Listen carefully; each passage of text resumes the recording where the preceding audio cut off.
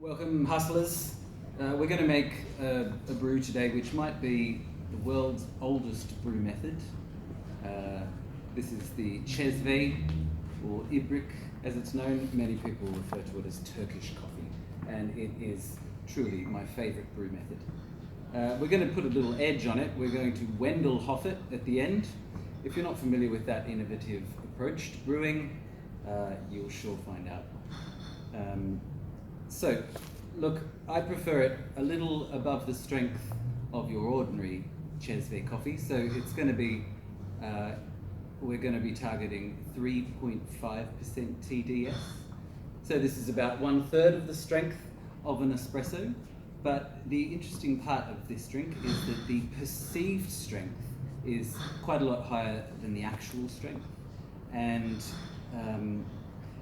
at 3.5, it's going to come in at 23% extraction yield, which is higher than what you'll be accustomed to targeting, except that Turkish coffee just seems to be resistant to the flavours of over-extraction, which is possibly to do with this essential first step. So check it out, I've got coffee ground on literally the finest possible grind we can on an EK43. So super, super fine. In principle, this should help make a more even grind, but we have considerably more fines in here, but we have a greatly smaller production of boulders. So that should help safeguard against this flavour of over-extraction. Now look, I pop it in here. Now this is traditional, it's cold water. That was 12 grams of coffee, and I've got 100 grams of cold water. Well, let's say room temperature, 21, 22 degrees. And this cold emulsion is a really singular aspect of Çezve coffee. It kind of protects the coffee and gives you a little time to organize yourself. Because, as you know from making cold brew, it's a very, very slow rate of diffusion that's going on right now. And whilst all that turbulence might have been a problem if the brew was hot, if it was boiling coffee, like they do in Brazil. They have a similar brew method in Brazil where they boil it up and they pass it through a sock. But here we have a little bit of the luxury of time. So now here's where things start to speed up. On this pretty high-powered induction heater, I've got it on full strength, and this is kind of traditional too. You'll see sand heaters being used in Turkey that can heat 100 mils in about 2 minutes. So here we go, it's 18 degrees in there right now, and we have liftoff. So when it gets to around a little around 90 degrees, you see a process of foam beginning to form, and then within a few seconds you can see the Çezve entirely boil over. People speculate on what might be the cause of this. So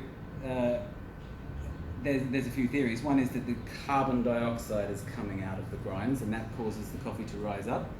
Another theory is that the grinds in here create millions of little nucleation points for bubbles to form.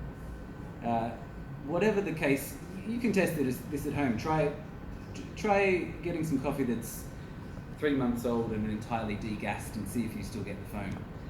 I, for one, don't make it a habit of drinking coffee that's 3 months old, so I've never tested it. Let's find that out.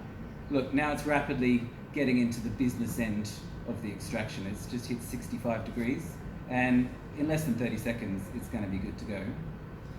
Then I'll transfer it through this pre-rinsed paper filter. Here we are, 73 and rising. And the key part of this process for me to time will be when we get it into the filter paper. That's when the Wendelhoff action begins. Up she comes, starting to rise, and 93, boom, straight into the V60. Now if I start a timer, so I can keep track of how long this takes. I want to arrest this very, very slow percolation after a specific amount of time. And this is what's going to give us an incredibly nice, clean mouthfeel and increase the perceived strength of this drink. It'll be super syrupy.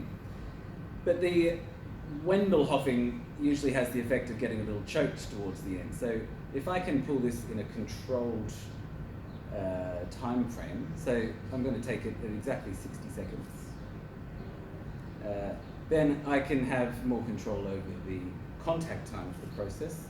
It's very consistent how long it takes to get to 94 degrees, and I can add my 60 seconds of contact time. Here we go. And we're done. Now, what we have here is a drink that's far more clarified than an ordinary Cheswick. You can drink the last mouthful in this drink. It gives you the impression of drinking some sort of hybrid between espresso and filter coffee, and it sits in that beautiful 3.5% region. This gorgeous Kenyan from Five Elephant is ideal for this brew method because it has such a nice, bright, fruity acidity.